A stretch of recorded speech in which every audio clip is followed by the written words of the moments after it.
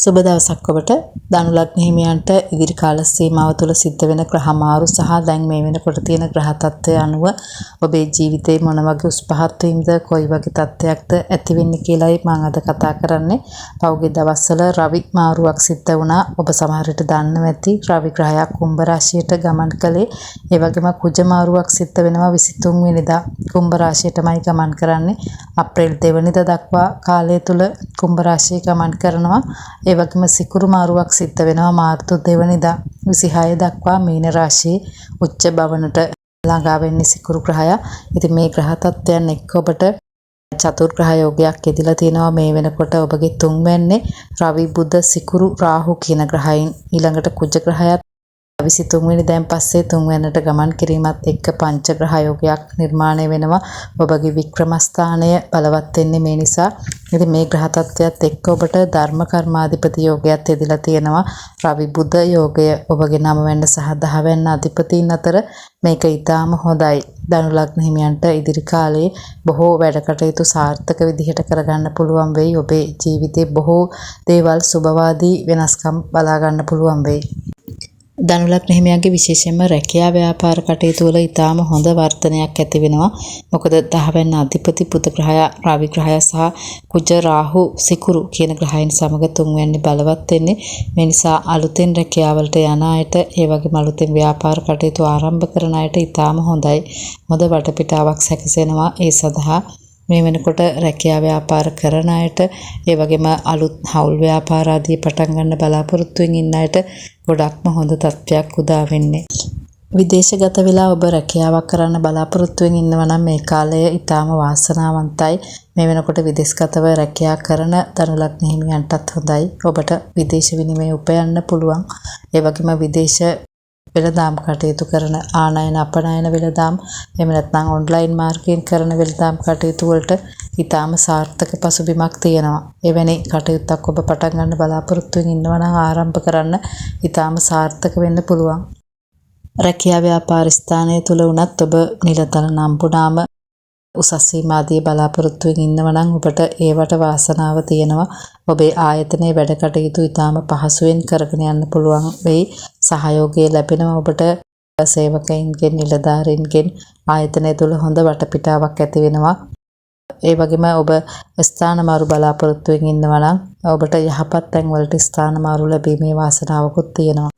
මේ රැකියා ව්‍යාපාර කටයුතු දියුණු වෙන නිසා ඔබට ආර්ථික තත්ත්වයක් ඊටාම හොඳ මට්ටමකට එනවා. මොකද 11 යන අධිපති සිකුරු ග්‍රහයා මේ විදිහට බලවත් වෙන්නේ තුන්වැන්නේ චතුර්ග්‍රහ යෝගයක් එක්ක. ඒ නිසා ඔබට හදිස්සි ධනලාභ ලැබීමේ වාසනාව වගේම ව්‍යාපාර කටයුතු වලින් හොඳ මුදල් උපයීමක් කරන්න පුළුවන්. මුදල් ඉතුරු කරගන්න හැකියාව තියෙනවා. ඒ වගේම ආයෝජන කටයුතු වලට මේ වගේ දේවල් වලටත් හොඳයි. මුදල් සම්බන්ධව හොඳ පසුබිමක් තියෙන්නේ. ආර්ථිකය හොඳින් කළමනාකරණය කරගෙන ඔබේ වැඩ කටයුතු කරගෙන යන්න පුළුවන් වෙයි. ඒ වගේම තමයි විවිධ වෘත්තීය කටයුතු වල නියැලෙන අයට මේ තුන්වැන්නේ ඔබගේ සහජස්ථානයේ මේ විදිහට ග්‍රහයන් බලවත් වීම නිසා ලේකඩ කටයුතු, ක්‍රීඩා කටයුතු, ශාස්ත්‍රීය කටයුතු, මාධ්‍ය ආයතන වල වැඩ කරන මේ වගේ විවිධ වෘත්තීය කටයුතු වල නියැලෙන අයට ඊටාම හොඳයි. ඔබේ හැකියා නිපුණතා වැඩි කරගන්න, වැඩි දියුණු කරගන්න පුළුවන්. ඒ වගේ දේවල් වලින් මුදල් ඉපයීම් කරන අයට ඊටාම හොඳයි. ඒ වගේම ධර්මානුකූලව භාවනානුයෝගීව ආගමික කටයුතු වල නියැලෙන අයට තමන්ගේ චිත්ත ශක්තිය වර්ධනය කරගෙන ඔබ බලාපොරොත්තු වෙන මට්ටමට එන්න පුළුවන්. ගැඹුරු දාර්ශනික කටයුතු හදාරන අයට, ඒ වගේම පර්යේෂණ ගවේෂණ කරන අයට, ගුප්ත විද්‍යා හදාරන අයට, මේ වගේ අයටත් තමන්ගේ වැඩ කටයුතු සාර්ථක විදිහට කරගෙන යන්න පුළුවන්. ඔබේ මතක ශක්තිය, බුද්ධිය වර්ධනය වෙන කාලයක්. අධ්‍යාපන කටයුතු කරන අයටත් ඒ වගේ තරඟ විභාග ආදීන් ජයග්‍රහණ ලැබෙන කාලයක්. ඉදිරි කාල සීමාව මේ සහජස්ථානයේ මේ ග්‍රහයන් බලවත් වීම ඉතාම හොඳයි. ඔබේ බලය, ශක්තිය වර්ධනය වෙන කාලයක් ධනු ලග්න හිමියන්ගේ. ඔබ දේපල සම්බන්ධ කටයුතු කරන්න බලාපොරොත්තු වෙමින් ඉන්නවා නම් දේපල විකිණීම්, මිලදී ගැනීම, අලුත් වැඩියා කිරීම මේ වගේ දේවල් වලටත් ඉතාම හොඳයි. එවැනි කටයුතු වලින් ලාභ ලැබෙන කාල සීමාවක්. විශේෂයෙන්ම සිකුරු මාරුව සිද්ධ වෙනවා මාර්තු 2 වෙනිදාන් පස්සේ. ඔබගේ 4 වෙනිට ගමන් කරන්නේ දික් බලව. ඒ කාල සීමාව ඔබට දේපල සම්බන්ධ මිලදී ගැනීම, විකිණීම් වලට ඉතාම හොඳයි. අධික ලාභ ලැබෙන හොඳ ගැනුම්කරුවන් විකුණුම්කරුවන් ලැබෙන කාල සීමාවක්. ඒ වගේම අලංකාර යාන වාහන ලැබෙන නිවාස තැනීම් ආදිය නිම කරගන්න පුළුවන් කාලයක්. මාර්තු 2 වෙනිදාන් පස්සේ උදා වෙන්නේ මාලවී යෝගයේ සහිතව 4 වෙනි ගමන් කරන්නේ. ඒක ඊටාම හොඳයි ඔබේ හැකියාව ව්‍යාපාරවල දියුණුවට මුදල් සම්බන්ධව ආර්ථික තත්ත්වය යහපත් වෙන කාල සීමාවක්. ආදරය ප්‍රේමය විවාහය වගේ කාරණා සම්බන්ධවත් ඔබට හොඳ පසුබිමක් ඉදිරියේදී ඇති වෙන්නේ. මොකද මේ වෙනකොට 7 වෙනි කුරු ග්‍රහය ගමන් කරනවා. ඊට අමතරව බුධ ග්‍රහය 7 වෙනි අධිපති 3 වෙනි ගමන් කරන්නේ. ඉතින් ඒ නිසා විවාහය සම්බන්ධ කටයුතු වලට විවාහ වෙන දින යොදා ගන්න බලාපොරොත්තු වෙමින් ඉන්න අයට ඊටාම හොඳයි. ඒ වගේම තමයි ඔබට විවාහ වෙන්න ප්‍රමාද වෙලා හිටියානම් හොඳ විවාහ යෝජනා ලැබෙන කාල සීමාවක්. ප්‍රේම සම්බන්ධතා පවත්වන අයටත් ඒ වගේ දෙමව්පියන්ගේ ආශිර්වාදය ඇතුව මේ වැඩ කටයුතු කරගෙන යන්න පුළුවන් වෙයි. ඒ වගේම ගෘහ ජීවිත ගත කරන අයට ටිකක් හොඳ යහපත් කාල සීමාවක් කොහොමත් ඔබට තියෙන්නේ. මොකද ගුරු ග්‍රහය 7 වෙනි ගමන් කිරීම හොඳයි. ඒ වගේම අර කියපු ග්‍රහ තත්ත්වය ඔබට ගෘහ ජීවිතේ යුතුයකම් වගකීම් ඉටු කරගෙන දරුවන්ගේ පවුලේ අයගේ වැඩ කටයුතු සාර්ථක කරගන්න පුළුවන් කාලයක්. සමහර විට ඔබ නිවසෙත් දුර බැහැරව දුරස්ත වෙලා ඉන්නවා නම් ප්‍රශ්න ගැටලු මැද්දේ ඉන්නවා නම් නැවතත් ඔබේ පවුලේ අය සමග සම්බන්ධ වෙන්න පුළුවන්.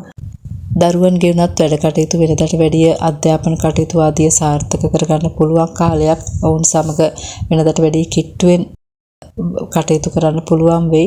ඒ වගේම පවුලේ සහෝදර සහෝදරයන් සමග වෙනදට වැඩිය කිට්ටුවෙන් ආශ්‍රය කරන්න, ඔවුන්ගේ උදව් පදව් ලබා ගන්න හොඳ කාල සීමාවක්. ඉතින් මේ ග්‍රහ තත්ත්වයන් ගැන කියනකොට ඔබට දැනුවත් කරන්න ඕනේ මේක පොදු ලග්න පලාඵලයක් බව. මේ ග්‍රහ තත්ත්වයන් ඔබට වෙනස් වෙන්න පුළුවන් ඔබේ උත්පත්ති කේන්ද්‍රයේ තියෙන ග්‍රහ බලවත් වීම හෝ දුබල වීම අනුව. ඔබේ ග්‍රහ තත්ත්වයන් ඊටාම හොඳින් තියෙනවා නම් යහපත් ප්‍රතිඵල ලැබෙනවා. ඒ වගේම පාප පීඩා වෙලා සතුරු තැන්වල ග්‍රහයන් ඉන්නවා නම් ඔබට යම් යම් ගැටලු තත්ත්වයන් තියෙනවා. මේ දේවල් පිළිබඳව ඔබ බුද්ධිමත්ව සිතා බැලිය යුතු වෙනවා. ඉතින් මේ ග්‍රහ තත්ත්වයත් එක්ක ඔබට බොහෝ වැඩ කටයුතු සාර්ථක කරගන්න පුළුවන් වෙයි ඔබේ වික්‍රමස්ථානයේ මේ ග්‍රහ බලවත් වීම නිසා. ඉතින් සිකුරු මාරුව ගැනත් ඔබට මම කලින් කිව්වා මාර්තු 2 වෙනිදා ඉඳලා 26 වෙනිදා දක්වා මීන රාශියේ ගමන් කරන්නේ මාලවී යෝගයේ සහිතව. මේ ග්‍රහ තත්ත්වය ඔබට ඉදිරි කාල සීමාවේ ඔබ ආරම්භ කරන්න ඉන්න අලුත් වැඩ කටයුතු, ඒ වගේම මේ වෙනකොට කරගෙන යන වැඩ කටයුතු සුබවාදී වෙනසක් දැක බලා ගන්න පුළුවන් වෙයි. පොදුවේ ඔබේ ජීවිතේ හැම දෙයක් සම්බන්ධවම රැකියාව, ව්‍යාපාර, ආර්ථික තත්ත්වය, ගෘහ ජීවිතේ, දේපල සම්බන්ධ කටයුතු මේ වගේ හැම දෙයකම ඊටාම හොඳ වෙනස්කමක් ඇති වෙයි. ඒ වගේම ඔබට විශ්ව ශක්තිය ලැබෙන කාලයක්. ඔබ යම් කිසි දෙයක් පිළිබඳව බලාපොරොත්තුවක් තියෙනවා නම් විශ්වයෙන් ඉල්ලලා ප්‍රාර්ථනා කරන්න. ඔබට ඒ බලාපොරොත්තු ප්‍රාර්ථනාවන් ඉටු වෙයි. ඉතින් ඔබට මේ ග්‍රහමාරු පිළිබඳව යම් කිසි ගැටලුවක් තියෙනවා නම්, අදහසක් තියෙනවා නම් කමෙන්ට් කරන්න. මම වෙලාව තියෙන විදිහට ඔබට ඒවට පිළිතුරු ලබා දෙනවා. තවමත් ඔබ නාලිකාව සබ්ස්ක්‍රයිබ් කරලා නැත්නම් සබ්ස්ක්‍රයිබ් කරන්න. ඔබේ සියලු බලාපොරොත්තු ඉටු වේවා. යහපතක්ම වේවා ඔබට.